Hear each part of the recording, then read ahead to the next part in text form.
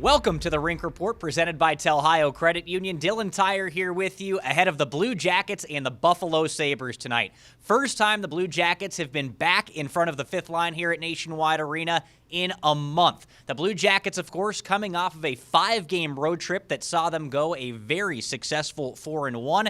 That was highlighted by the play of Blue Jackets winger Patrik Laine. Currently riding an 8-game point streak, he's got 16 points in those last 8 games, including a hat trick, his first as a member of the Blue Jackets in the 9th of his NHL career in the Blue Jackets' last game, a victory over the Chicago Blackhawks. And Laine says no matter his personal success, he's just happy to see the Blue Jackets winning. Yeah, I mean, it's been a good streak so far, and obviously great that we're able to win games as a team. And even though if I didn't have this streak going on and I would be struggling and teams winning, that's all that really matters. But at the same time, it's always nice to be able to help out the guys and get some big points. Now, while the Blue Jackets have been busy themselves these past 2 weeks, so has the rest of the National Hockey League. And I was able to catch up with former Blue Jackets goaltender and current NHL analyst for the Daily Faceoff, Mike McKenna, to learn all about the latest in the National Hockey League. Start off talking about Marty St. Louis in Montreal. He gets hired just over a week ago, replacing Dom Ducharme. Took him a little while to get in the win column, but he's finally there. What are your thoughts on Marty St. Louis essentially coming from coaching Pee Wee hockey to the NHL? Well, it's one of the biggest jumps I've ever seen, but I had the pleasure of playing alongside Marty St. Louis with the Tampa Bay Lightning. That was in 2009. I was there for about half a season with him.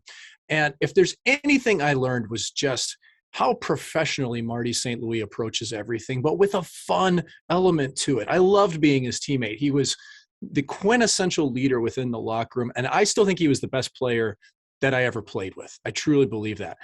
Now, that being said, he was a Pee Wee coach a month ago, and now he's a head coach in the NHL. There's a big learning curve. You have to learn how to roll lines, how to manage the bench, how to prepare for games. He has assistant coaches there that will help him through that process, but it's not easy.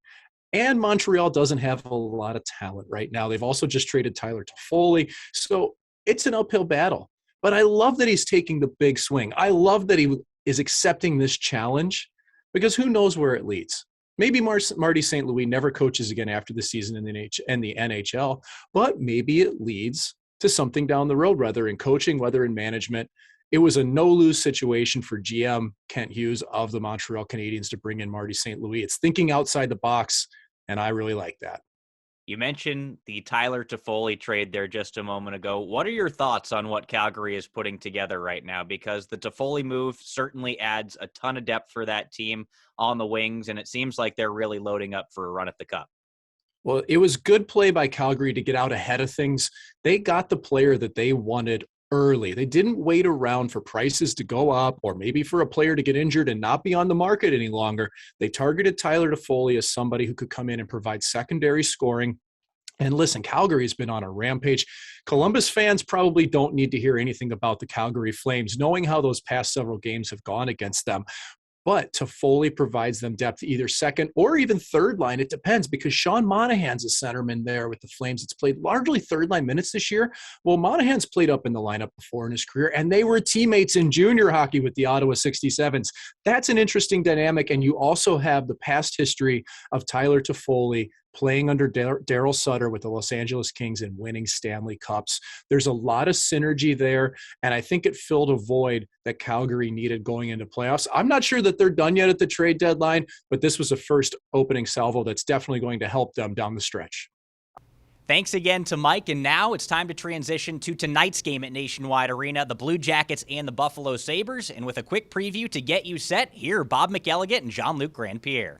The Blue Jackets back at home at Nationwide Arena. Jean-Luc, they were gone for 11 days, a 5-game trip. They win 4 out of the 5 games, and that'll make you feel good coming back home. Yes, really good, especially for a young team. This is a team that struggled on the road. Let's not kid ourselves this season. And coming back on this trip with four games on the possibility of 5 was quite the surprise, and they got to be really excited being home here finally. And it was the way that they won games, too. They start off the trip with a surprising win against a very good Washington team in the final minute. Then they go on. They fall behind by 2 in Buffalo. They rally, win it in overtime. They win in the final minute of regulation in Montreal. And then after losing in Calgary, it again was a seesaw game in Chicago the other night, back and forth. But Patrick Laine with a hat trick led the way. Yes, he did, and he had a great trip. Was second star of the week with his performance. But for me, the thing is, after losing that game in Calgary, that last game of a long road trip is always the hardest one.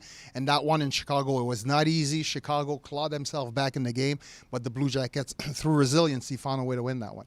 So now they're going to see if they can win here on home ice tonight. And they take on the Buffalo Sabres once again. When you look at Buffalo, Jean-Luc, you got to look at their top line. Tage Thompson, he's coming off a hat trick yesterday against the Colorado Avalanche. Alex Tuch is on one side of him. Jeff Skinner's on the other side of him. This line has really driven the Sabres the last couple of weeks. Yes, they're really dangerous. Listen, Tage Thompson, you cannot miss him. He's 6'7" centerman, and he's got a great shot as well. And Alex Tuch, they just got from Vegas. He's excited. He's from Western New York, so it's kind of like playing at home for him. And then Jeff Skinner is having a rebound year after last season. So you got to watch out for that first line. They can create a lot, and this is a young, exciting team. Sometimes goaltending can be an issue with them, but they score a lot of goals as well. Well, and Craig Anderson, the veteran goaltender, is going to go for them today. Speaking of goaltending, there'll be 2 changes for the Blue Jackets today. Justin Danforth activated off injured reserve. He'll go back on the 4th line. But between the pipes, Jean-Francois Berube is going to make his first start as a Columbus Blue Jacket here tonight.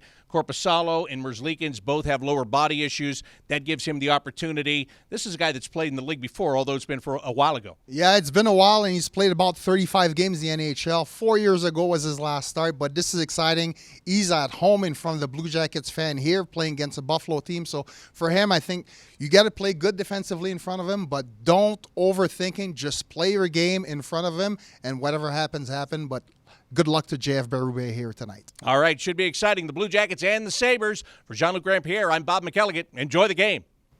Thanks again to Bob and Jean-Luc. And, of course, JF Berube set to make his first start in the National Hockey League since 2018. Also, his first ever as a member of the Columbus Blue Jackets. And earlier today, he said he was excited for the opportunity.